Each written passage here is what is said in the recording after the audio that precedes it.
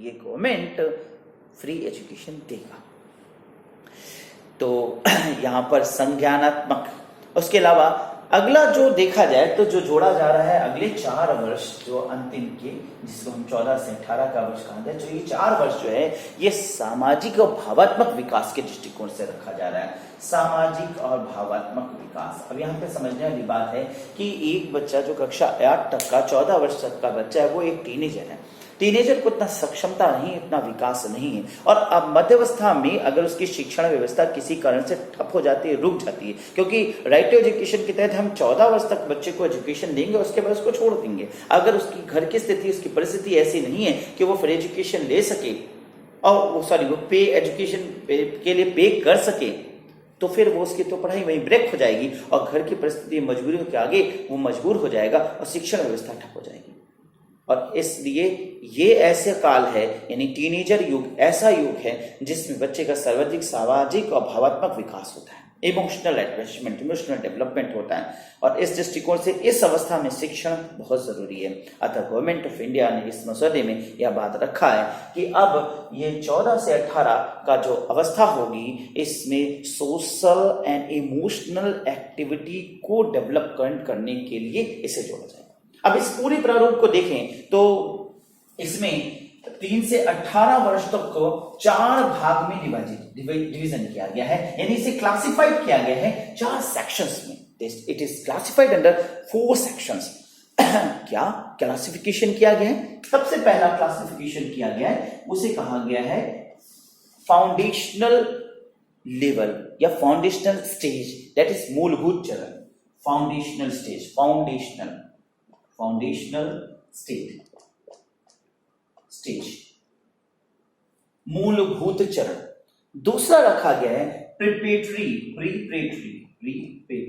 चरण, preparatory stage, जिसे कहा जाए प्रारंभिक चरण। और तीसरा चरण माना गया है मिडिल स्टेज, मध्य चरण, मिडिल स्टेज। और चौथा जो चरण रखा गया है वो है माध्यमिक चरण, सेकेंडरी स्टेज, माध्यमिक चरण, सेकेंडरी स्टेज। अब देखने वाली बात है फाउंडेशनल स्टेज में क्या बातें रखी गई हैं, किस उम्र के लोगों को यहां पे, तो 3 से 8 वर्ष। प्रिपरेटरी में देखें तो 8 से 11 वर्ष, ईयर्स को देखेंगे, दीज आर द ईयर्स। इसके बाद 11 से 14 मिडिल, और सेकेंडरी का 14 से 18। 3 से 8 वर्ष, 3 से 8 वर्ष में बच्चे की जो अवस्था मानी गई है वो पहले 3 बेसिक एजुकेशन की, प्री प्राइमरी, यानी यहां पे प्री प्राइमरी, और उसके बाद ग्रेड 1 और ग्रेड 2, यानी क्लास 1 और क्लास 2। ठीक है, यानी प्री प्राइमरी, फिर क्लास 1 और क्लास 2, इसे ग्रेड बोला गया, ग्रेड्स 1 एंड 2।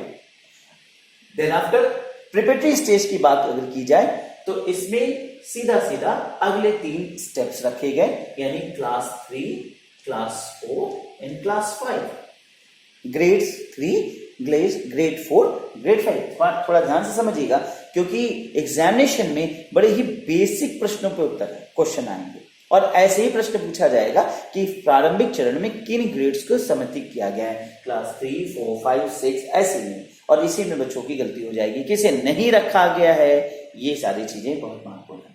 इस स्टेज में देखें तो क्लास 6, क्लास 7 और क्लास 8 और क्लास 9, दैट इज 6, 7, 8, सर 3 वर्ष है, 6, 7, 8।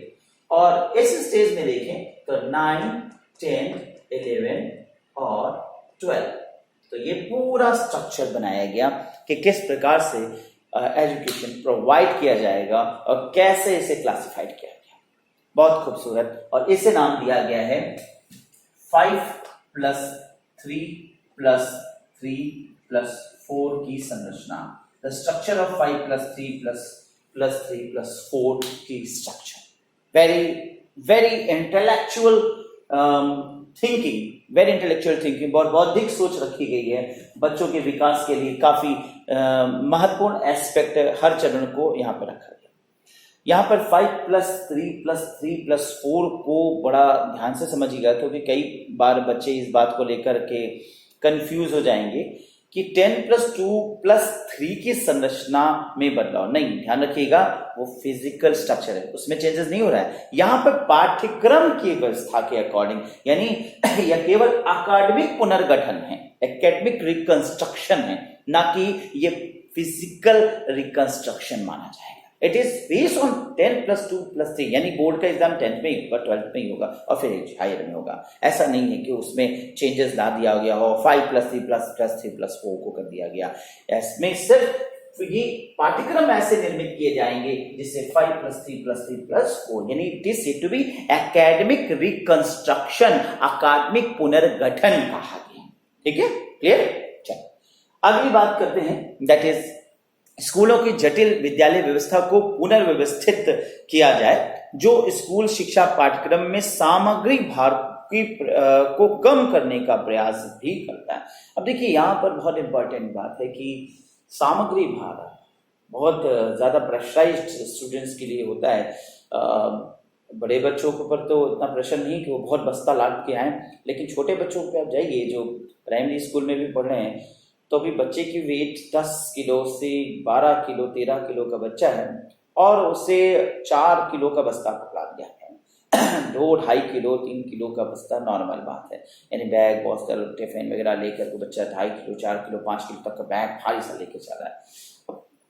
एक दृष्टिकोण से देखा जाए तो एक वरिष्ठ अधिकारी ने इसे ये माना, एक वरिष्ठ अधिकारी का एक बयान है कि भाई इससे बच्चों की मांसपेशियां मजबूत होती हैं, लेकिन ये केवल सोच है और ये केवल एक सोच हो सकता है, लेकिन सच तो ये है कि बच्चों के सेहत स्वास्थ्य संवर्धन के दृष्टिकोण से ये प्रतिकूल प्रभाव डालता है।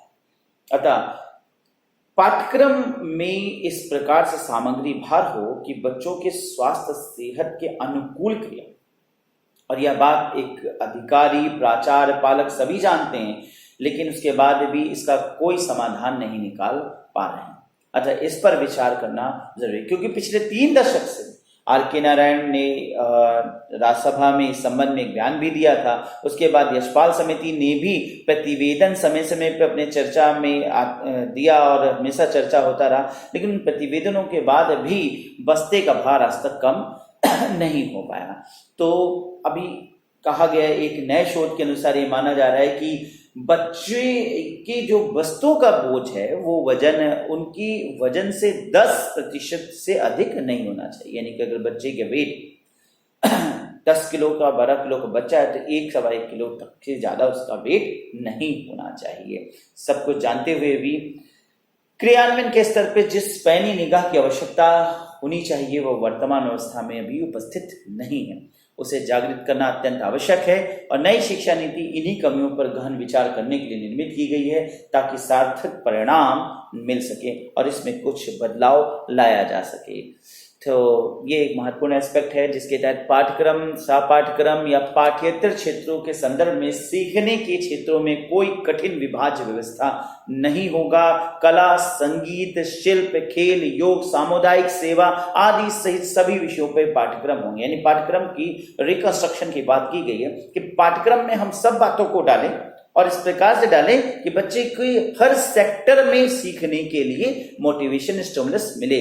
कला, संगीत, यानी कला का भी विकास हो। आज ये देखा गया है कि भाई बच्चे साइंस की ओर काफी झुकाव हो जाता है, लेकिन खेल से काफी अरुचि हो जाता है, क्योंकि आज के देश में देखें, आज की डेट में भारत में गोल्ड मेडल या खेलों में हम देखते हैं ओलंपिक्स में भारत का नाम बहुत निम्न स्तर पर रहता है। या कहा जाए किन्हीं गेम्स में कहीं पर वो कुछ 1-2 मेडल ले आते हैं तो बड़ी बात हो जाती है। जबकि अन्य देशों को देखें, अमेरिका, रशिया, चाइना, जापान, इन सब लोगों में खेल के प्रति काफी उत्साह देखा गया, हर खेल में काफी विकास देखा गया।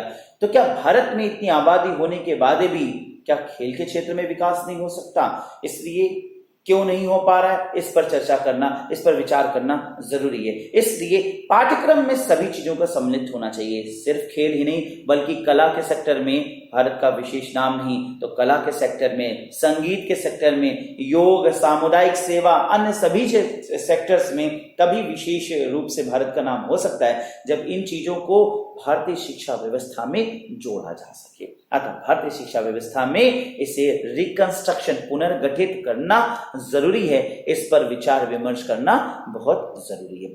समिति उप मानक शिक्षक शिक्षा संस्थानों को बंद करके सभी शिक्षक तैयारी शिक्षक कार्यक्रमों को बड़े बहुविषयक विश्वविद्यालय कॉलेजों में स्थानांतरित करके शिक्षक शिक्षा में व्यापक परिवर्तन का भी प्रस्ताव लाने जा रही है। यानी टीचर्स एजुकेशन में बदलाव लाना जरूरी है। बहुत इंपॉर्टेंट बात है, क्योंकि टीचर्स के एजुकेशन में बदलाव नहीं हो रहा है। वही विशेष बीटीसी, वही बीएड जो आज से 20 साल पहले कोर्स स्ट्रक्चर था, उसी को अभी भी पढ़ा दिया जा रहा है। इसलिए इसमें चेंजेस लाना जरूरी है। सबसे महत्वपूर्ण मुद्दा, महत्वपूर्ण बातें अगर हम इस राष्ट्रीय शिक्षा नीति की मसौदे की करें तो शिक्षा को भारत केंद्रित बनाने का प्रयास किया जा रहा है। शिक्षा को इस प्रकार से कि वो भारत की अकॉर्डिंग हो सके, भारत की दृष्टिकोण से उसका डेवलपमेंट किया जा सके। भारत सरकार द्वारा नई शिक्षा नीति का जो मसौदा है वो 21वीं सदी के लिए भारत केंद्रित और जीवंत ज्ञान समाज के निर्माण के संकल्प के साथ प्रस्तुत हुआ। भारत को केंद्र में रखकर, अब देखिएगा जो बाह्य शिक्षा नीति थी, जो बाह्य शिक्षा परिवेश, बाह्य केंद्रित परिवेश थी, उसमें केंद्र में शिक्षा को रखे किया गया विकास था। लेकिन अब सोच थोड़ी बदल के शिक्षा केंद्र में होगी, परंतु भारत के अकॉर्डिंग शिक्षा को केंद्र में रखा जाएगा। यानी भारत को केंद्र में रखकर शिक्षा पर विचार करना उन सभी लोगों के लिए सुखद और संतोषदायी अनुभूति है जो उसके विस्मरण, उपेक्षा या अवांछित प्रस्तुति को से खिन्न रहा करते थे। यानी अभी तक जो लोग इस बात से असैटिस्फाइड थे कि भाई भारत में जो शिक्षा हो रही है वो भारत के अकॉर्डिंग नहीं हो रही है, तो उनको अब ये सेटिस्फाइड करने के लिए बनाया जा रहा है। ऐसा ही ज्ञान केंद्रित समाज का विचार भी भारतीयों के संतोषदायी प्रतीत होता है। और इस प्रकार से किस प्रकार की परियोजना बनाई गई है जिसमें ज्ञान केंद्रित समाज होगा, ज्ञान को पवित्र क्लेश दूर करने से मुक्ति देने वाले माना जाता है। क्योंकि ज्ञान क्या है, वो सभी प्रकार की समस्याओं, सभी प्रकार की विकृतियों से व्यक्ति को मुक्ति करता है। 21वीं सदी की दुनिया में खड़े होकर भारत केंद्रित विचार ही इस नीति का ढांचा और खांचा माना जाएगा। 21वीं सदी की अवधारणा सिर्फ वैश्वीकरण, विशेषता, डिजिटलीकरण के अर्थ में ली गई है जो भारत को रूपांतरित करने के लिए जरूरी है। अब यहाँ पे ध्यान से समझिएगा, वैश्वीकरण एक वर्ड आया, मैं इसकी व्याख्या करना चाहूंगा। एज ए सोशियोलॉजिस्ट, समाजशास्त्री हूँ, इसलिए कुछ मुद्दों पर गहराई से सोचता हूँ। वैश्वीकरण क्या है, व्हाट इज ग्लोबलाइजेशन? तो जाहिर सी बात है बहुत से बच्चे इस पर एक उत्तर देंगे कि वैश्वीकरण जो है वो हमारे खान पान एक हो जाना, संस्कृति एक हो जाना, इकोनॉमिक के स्टूडेंट कहेंगे अर्थव्यवस्था को इक्वलाइजेशन ला देना। तो देखिए ये सब कुछ एकांगी अवधारणा है। अगर बहुरूप से कहा जाए तो देखिए मैं एक लाइन में इसकी व्याख्या करना चाहूंगा और आप लोग भी इसको कोड कर लीजिएगा मस्तिष्क में, क्योंकि एक लाइन में ये क्या है, व्हाट इज ग्लोबलाइजेशन? वैश्वीकरण क्या है? विश्व का एकीकरण हो जाना, विश्व का एकीकरण हो जाना। अब विभिन्न आधारों पर, विभिन्न वैचारिक आधार हो सकते हैं, सांस्कृतिक आधार हो सकते हैं, आर्थिक आधार हो सकते हैं, सामाजिक आधार हो सकते हैं, किन्हीं भी आधारों पर विश्व का एकीकरण हो जाना। अब विश्व एक ही भाव से सोचने लगे, विश्व एक तार में जुड़ जाए। वैश्वीकरण क्या है? इस प्रकार का भाव का विकास हो जाना कि विश्व में किसी को कोई समस्या है तो उसका दर्द हमें एहसास हो और हमारी समस्या विश्व के अन्य लोगों को एहसास हो। इस प्रकार से देखें तो जैसे अपने परिवार में, अपने गांव में, अपने समाज में हम एक दूसरे को अपनेपन के भाव से सोचते हैं और सबको अपना मानते हैं, ऐसी सोच अगर विश्व के प्रति हमारी जागृत हो जाए तो परा यानी दूसरे के कष्ट का एहसास हो जाएगा, परा अनुभूति हो जाएगी और इस प्रकार से हमारी सोच एक परामानव की सोच में बदल जाएगी और विश्व हमें अपना घर जैसा एहसास होने लगेगा। अगर हम देखें तो प्राचीन भारतीय सोच वासुदेव कुटुंबकम पर आधारित है। अब यहाँ पर वैश्वीकरण इस प्रकार से बढ़े कि हम एक दूसरे के साथ मिलके चलना शुरू करें। और अगर ऐसी सोच वास्तव में विकसित हो गई तो वास्तव में ह्यूमैनिटी श्रेष्ठ हो जाएगा, मानव अपने मानवता की परम पराकाष्ठा पे पहुंच जाएगा। और ऐसे ही सोच के साथ इस शिक्षा व्यवस्था का पुनर्गठन करने की रिकमेंडेशन की जा रही है। इसमें ज्ञान समाज का आशय रखा गया है। ज्ञान केंद्रित समाज सूचना और ज्ञान आधारित सामाजिक आर्थिक संगठन को न्योता देता है। सूचना ज्ञान के उत्पादन और प्रसार से उपज नवाचार को अकस्मात करने के लिए जरूरी है। यानी प्रसार के उपज नवाचार को, यानी कि कुछ न्यू को, अगर कुछ नया क्रिएशन करना है तो नॉलेज यानी ज्ञान, इंफॉर्मेशन होना जरूरी है। आर्थिक और सामाजिक विकास की संतुलित नीति का विकास करना, उसे लागू करना, उसे निरंतर तरोताजा करते रहना जरूरी है।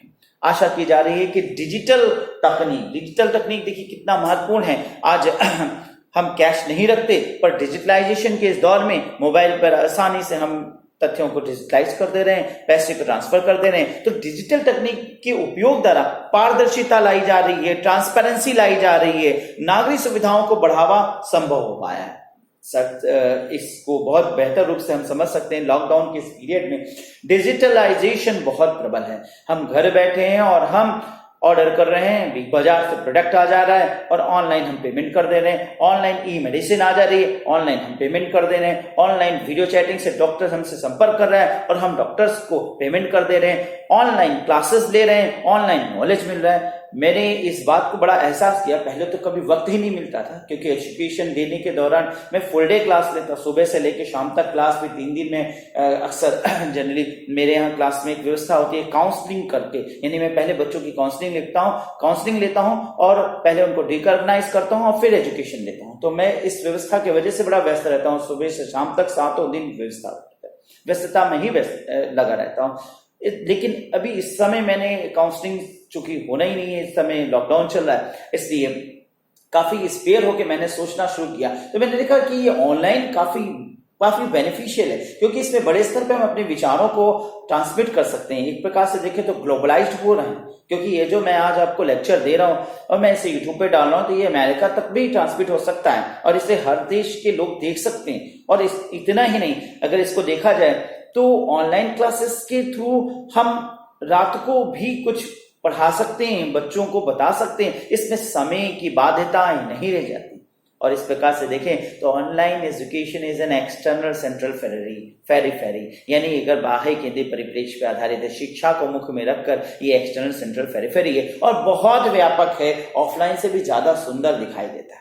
अगर सब ठीक रहा तो मैं आगे ऑनलाइन को ही ज्यादा प्रमोट करूंगा। खैर, यहाँ पर देखा जाए तो ये जो डिजिटल तकनीक है इसने काफी पारदर्शिता लाई। ज्ञान समाज में सूचना नहीं, ज्ञान सबसे बड़ी संपदा मानी जाती है। ज्ञान क्या है? समाज में सिर्फ सूचना नहीं बल्कि एक संपदा है। तो नॉलेज इज पावर। मिशेल फोकल्ट ने कहा कि नॉलेज क्या है? शक्ति।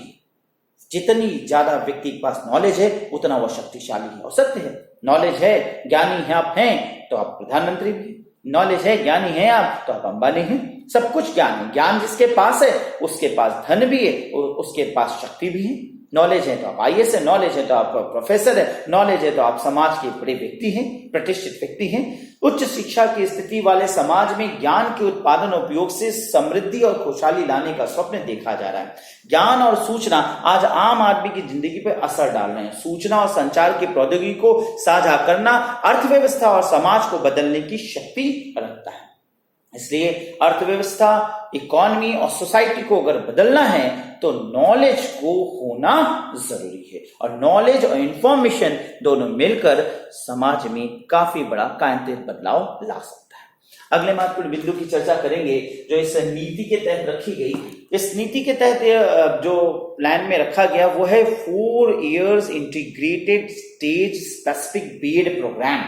बीएड प्रोग्राम अब 4 वर्षीय करने जाने की योजना सरकार बना रही है। अंततः शिक्षकों के लिए न्यूनतम डिग्री योग्यता होगी। ये भी कह दिया कि किसी भी टीचर को बनने के लिए बीएड अनिवार्य कर दिया जाएगा। और बीएड 2 वर्षीय नहीं बल्कि 4 year इंटीग्रेटेड 4 वर्षीय एकीकृत होगा। अगला जो महत्वपूर्ण बात रखी गई इस नीति के तहत वो ये कि उच्च शिक्षा में 3 प्रकार के उच्च शिक्षा संस्थानों के साथ उच्च शिक्षा संस्थानों का पुनर्गठन प्रस्तावित किया गया है। 3 प्रकार के, ध्यान से समझिएगा, 3 टाइप्स, 3 तरीके के उच्च शिक्षा संस्थान रखे जाने की बात रखी गई। क्या? सबसे पहला, विश्व स्तरीय अनुसंधान और उच्च गुणवत्ता वाले शिक्षण पर केंद्रित शिक्षण संस्थान, यानी research oriented focused world class institutions. Research oriented, अनुसंधान पर केंद्रित, अनुसंधान एक साधारण से अवधारणा, अनुसंधान, रिसर्च, ठीक है, बट रिसर्च इतना महत्वपूर्ण है, आप इस चीज को आज एहसास कर सकते हैं, क्योंकि अगर आज हमारे पास बेहतर रिसर्च विश्व में भी हुआ होता तो कोरोना के वायरस की दवा अब तक आ चुकी थी। इस बात का एहसास कर सकते हैं कि रिसर्च कितना महत्वपूर्ण है, क्योंकि आज रिसर्च में अगर हमने ज्यादा और ध्यान दिया होता तो इतनी समस्याएं और हम सब आज एक कमरे में बंद ना होते। मुझे काफी दुख होता है जब मेरे पास छात्र आते हैं, स्टूडेंट्स आते हैं और वो अक्सर ये बताते हैं कि सर मैं जेआरएफ इसलिए करना चाहता हूँ क्या कि मैं प्रिपरेशन कर सकूं, और मैं खुद भी, मैं बीएचयू में पीएचडी कर रहा था, तो मैंने रिसर्च के दौरान वहां देखा कि मेरे साथ काफी मेरे कोलिग्स थे, फेलोज थे, जो कि जेआरएफ स्कॉलरशिप प्राप्त कर रहे हैं। हम लोग जेआरएफ प्राप्त कर रहे हैं, लेकिन हमने देखा कि जेआरएफ स्कॉलरशिप प्राप्त करने वाले छात्र अधिकतर 90% स्टूडेंट्स ऐसे हैं जिनका उद्देश्य सिर्फ एक ही था कि जेआरएफ स्कॉलरशिप मिल जाए तो सिविल की तैयारी कर लें, जेआरएफ स्कॉलरशिप मिल जाए तो कॉम्पिटिशन्स की तैयारी कर लें, 5 साल आराम से रहना खाना फ्री हो जाएगा, पैसे भी अच्छे मिलेंगे और उस पैसे का प्रयोग हम अपने प्रिपरेशन के लिए करेंगे। सरकार आपको जेआरएफ स्कॉलरशिप या किसी भी प्रकार का स्कॉलरशिप इसलिए नहीं देती क्योंकि आप अदर कॉम्पिटिटिव परीक्षाओं की तैयारी करें, बल्कि आप रिसर्च करें और कुछ नया खोज के निकालें, जिससे कि हर क्षेत्र में, चाहे वो सामाजिक क्षेत्र हो, आर्थिक क्षेत्र हो, वैज्ञानिक क्षेत्र हो, मेडिसिन का क्षेत्र हो, हर क्षेत्र में बदलाव आ सके। किसी भी समस्या के निदान करने के लिए हम तत्पर रहें। परंतु आज क्या हो रहा है? आज देख रहे हैं कि हर क्षेत्र में हम पिछड़ गए, और आज मेडिसिन या किसी भी क्षेत्र में सबसे बड़ी बात तो मेडिसिन अभी दिख रहा है कि अगर मेडिसिन के क्षेत्र में अच्छे रिसर्च हुए होते तो आज हमारे पास कोरोना की एक रामबाण होती, हम गोली मारते हुए कोरोना उड़ जाता।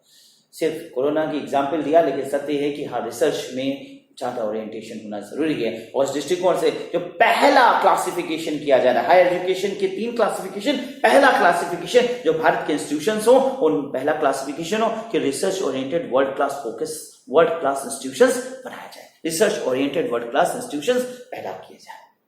दूसरा, अनुसंधान में महत्वपूर्ण योगदान के साथ साथ विषयों में उच्च गुणवत्ता वाले शिक्षण पर केंद्रित शिक्षण संस्थान। ये कहा गया कि जो शिक्षण संस्थान हैं वो ऐसे शिक्षण संस्थान जो अपने विषय के लिए विशिष्ट हों, यानी गुणवत्ता रखते हों, तो हाई क्वालिटी टीचिंग देने वाले इंस्टीट्यूशंस को अलग करें, यानी अपने किसी एक विशिष्ट फील्ड वाले जो इंस्टीट्यूशंस हैं उनको सेलेक्ट करना, उनका डेवलपमेंट करना। तो पहला है रिसर्च, दूसरा है क्वालिटी टीचिंग इंस्टीट्यूशंस, और तीसरा है उच्च गुणवत्ता वाले शिक्षण, स्नातक शिक्षा पर केंद्रित शिक्षण संस्थान, यानी अंडर ग्रेजुएट लेवल पर फोकस्ड इंस्टीट्यूशंस, उनको भी डेवलप करना जरूरी है, क्योंकि बच्चा जैसे ही सेकेंडरी से निकलता है अंडर ग्रेजुएट लेवल बहुत इंपॉर्टेंट होता है। अतः अंडर ग्रेजुएट लेवल को मजबूत करना जरूरी है। तो अंडर ग्रेजुएट लेवल पर फोकस इंस्टीट्यूशंस को रखा जाना।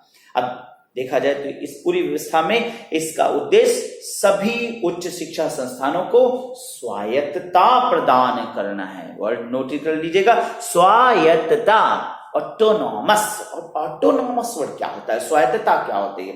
देखिए, ऑटोनॉमस मतलब सक्षम होना, संप्रभु होना, स्वयंभू हो जाना। अब ये एक फैक्ट है, स्वयंभू हो जाना क्या होता है? तो एक फैक्ट, स्वयंभू का क्या मतलब निकाला जाए? स्वयंभू के दृष्टिकोण से देखा जाए तो अपने आप में सक्षम हो जाना। अब एक छोटे से एग्जाम्पल के रूप में बात करना चाहूंगा कि एक माँ बाप अपने बच्चे को हमेशा स्वायत्त बनाने का प्रयास करते हैं, संपन्न सक्षम बनाने की कोशिश करते हैं। माँ बाप हमेशा ये चाहते हैं कि भाई बच्चा सक्षम हो जाए, जिससे कि उनकी जो टेंशन, उनकी जो परेशानी है वो निश्चिंत हो जाए, उन बच्चों के ऊपर चिंतन, उन बच्चे के प्रति उनकी जो चिंता है वो समाप्त हो जाए। तो बच्चे की सक्षमता उनके लिए बहुत महत्वपूर्ण योग अदा करती है। बच्चे की सक्षमता से वो सक्षम माने जाएंगे, स्ट्रॉन्ग फीलिंग आएगी। बच्चे की सक्षमता होना बहुत जरूरी है। बच्चा सक्षम हो जाएगा तो निश्चिंत हो जाएंगे। फॉर एग्जाम्पल, दो बच्चे हैं, एक बच्चा अगर गोद में, एक बच्चा अगर 5-6 साल का 7 साल का चल रहा है, तो वो उस बच्चे के प्रति निश्चिंत है जो चल रहा है, लेकिन गोद वाले बच्चे के प्रति ज्यादा आश्वस्त है, यानी अभी वो उतना सक्षम नहीं है। अतः जिस प्रकार से माँ बाप ऐसा सोचते हैं, वैसे सरकार ऐसा चाहती है कि देश के सभी शिक्षण संस्थान सक्षम हो, संप्रभु हो, स्वायत्त हो। इसी के तहत रूसा राष्ट्रीय उच्चतर शिक्षा अभियान का भी निर्माण किया गया था, जिसका उद्देश्य था autonomous of the institutions, autonomousity of the institutions, यानी इंस्टीट्यूशंस को सक्षम बनाना, स्वायत्त बनाना। इसी के तहत 2 मिशन चलाए जाएंगे, एक मिशन नालंदा, मिशन तक्षशिला, जो कि इसी से संबंधित होगा। अब इसके संबंध में प्लान में इतना ही लिखा है, इसके संबंध में प्लान में जब नीति के रूप में परिणत होगा तब ये मिशन नालंदा, मिशन तक्षशिला बेहतर रूप से क्लियर होकर सामने आएगा। अगला जो महत्वपूर्ण बिंदु जिस पर चर्चा की जाए वो है 3 से 4 साल की अवधि के अंडर ग्रेजुएट प्रोग्राम्स, जैसे बीएससी, बीए, बीकॉम, इन सब का रिस्ट्रक्चरिंग करना। अब इसमें रिस्ट्रक्चरिंग करना है, इसमें एग्जिट और एंट्री ऑप्शंस को भी बदलना, यानी अभी तक जैसा चला रहा है कि बीए 3 साल का होगा, बीएससी 3 साल का होगा, तो अब इनमें भी सोच बदलना है कि क्या वास्तविक रूप से ये ठीक है, इनकी स्ट्रक्चर, इनसे पाठ्यक्रम में बदलाव लाना, इनका पुनर्संरचनात्मक व्याख्या, पुनर्संशोधन करना, ये सब कुछ इसमें रखने की बात रखी गई है। अगला जो महत्वपूर्ण बिंदु है वो है एक नया सर्वोच्च निकाय राष्ट्रीय शिक्षा आयोग की स्थापना की जाएगी। इस पर थोड़ा डेप्थ में बताऊंगा। राष्ट्रीय शिक्षा आयोग,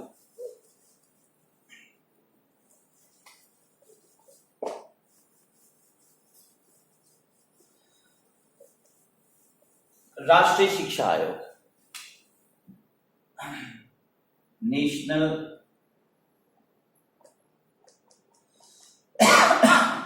एजुकेशन कमीशन,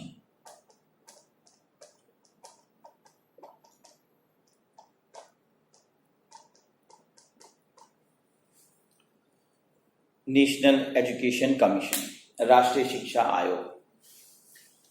इस एजुकेशन कमीशन से कुछ याद है? शिक्षा आयोग, इसी की तर्ज पे एक पहले भी कमीशन हुआ करता था, नॉलेज कमीशन, ज्ञान आयोग, सैम पिट्रोडा नाम अच्छा। कांग्रेस गवर्नमेंट में नॉलेज कमीशन का निर्माण किया।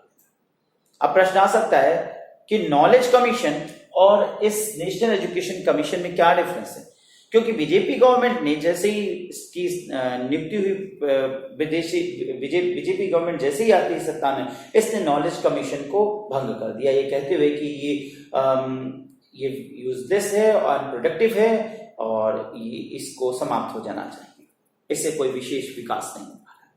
लेकिन अब वो फिर एक कमीशन स्थापित करने जा रहा है, नेशनल एजुकेशन कमीशन। तो देखिए काफी डिफरेंस है। नॉलेज कमीशन का जो उद्देश्य था वो रिकमेंडेशन था, सुझावों को देना, लेकिन ये काफी बड़ा योग। क्यों? क्योंकि ये शिक्षा से संबंधित एपेक्स बॉडी होगी, शीर्षस्थ बॉडी बनाई जाएगी। इसकी स्थापना की जाएगी जो सभी शैक्षणिक पहल और कार्यक्रम संबंधी हस्तक्षेप के समग्र और एकीकृत कार्यान्वयन को सक्षम करने और केंद्र और राज्यों के बीच प्रयासों के समन्वय के लिए प्रस्तावित किया गया।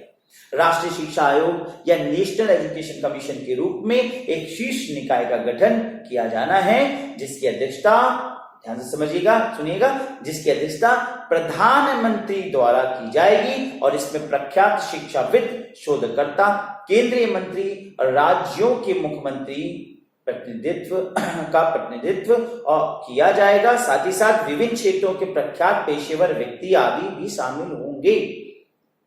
अब पहला बात है कि भाई इसमें नीति आयोग के तर्ज पर, जैसे नीति आयोग में राज्यों के मुख्यमंत्रियों को सम्मिलित किया जाने की बात रखा गया, तो पूर्व में जो ज्ञान आयोग था उसमें ऐसा कुछ नहीं था, परंतु इस शिक्षा आयोग में ऐसा किया गया है, जिसमें राज्यों से भी विचारों को संकलित किया जाएगा, ना कि सिर्फ केंद्र में किसी व्यक्ति विशेष के विचारों या आयोग की बात को रखा गया।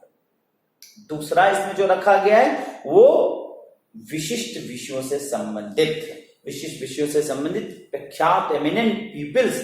अब यहाँ पे एमिनेंट प्रोफेशनल पर्सन यानी प्रोफेसर, यानी आप, यानी अगर आप विश्वविद्यालय स्तर पर शिक्षण प्राप्त कर अध्यापक बनते हैं तो आप कल को इसके सदस्य बन सकते हैं। यानी आप में ऐसे इंटेलेक्चुअल्स को लाया जाएगा जो कि अपने विषय से संबंधित अपनी बातों को, तथ्यों को रखने के लिए पर होंगे। तो सिर्फ प्रशासनिक व्यक्ति नहीं बल्कि ऐसे भी व्यक्ति यहाँ पर सम्मिलित किए जाएंगे। इसके साथ साथ रिसर्च स्कॉलर्स, पीडीएफ स्कॉलर्स, इन सब लोगों को यहाँ पर पहुंचकर अपने विचारों को रखने का एक मार्ग यहाँ पर दिया जा रहा है। अपने विचारों को रखकर अपनी बातों को कहने का एक रास्ता अपनाया गया, इसीलिए इसे एक्सेस वर्ड जोड़ा गया। एक्सेस मतलब पहुंच यानी तरीका, यानी किस प्रकार। शुरुआत में जो इसमें वर्ड जोड़ा गया access, it is based on the five that is pillars, that is access, equity, equality, affordability and accountability. तो एक्सेस कैसे, ये आप देख रहे हैं।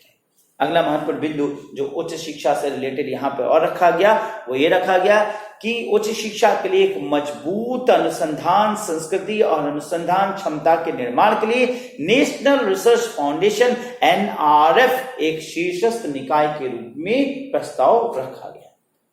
फिर एक बार रिसर्च के लिए शोध के दृष्टिकोण से एक एपेक्स बॉडी बनाया जाए, यानी very good, very great thing. और मैं समझूंगा कि इसे तो जरूर पास करना चाहिए क्योंकि ये बात बहुत जरूरी है। आज की डेट में अगर रिसर्च अच्छे से हो, रिसर्च अच्छे से हुए होते तो आज हमारे सामने इतनी बड़ी समस्या ना खड़ी होती। इस समस्या के साथ ही इसे कब के चुटकी बजाते ही हमारे वैज्ञानिक हरा चुके होते। अतः रिसर्च के क्षेत्र में एक शीर्षस्थ बॉडी होना चाहिए। भारत में रिसर्च के लिए काफी डेप्थ में सोचा जाना जरूरी है और इस दृष्टिकोण से इसकी स्थापना की बात कही गई, जिसकी स्थापना के लिए कहा गया कि इसकी स्थापना संसद के एक अधिनियम के माध्यम से की जाएगी, जिसके तहत मानक सेटिंग, फंडिंग, प्रत्यायन, विनियमन सभी 4 कार्यों को स्वतंत्र निकायों द्वारा अलग अलग संचालित किया जाना सुनिश्चित किया गया। यानी इसमें कई बॉडीज बनाई जाएंगी और अलग अलग बॉडीज अलग अलग वर्क करेगा। कोई इसमें मानक यानी स्टैंडर्ड्स बनाएगा, कोई सेटिंग्स यानी कि क्या सेट, क्या से फंडिंग के लिए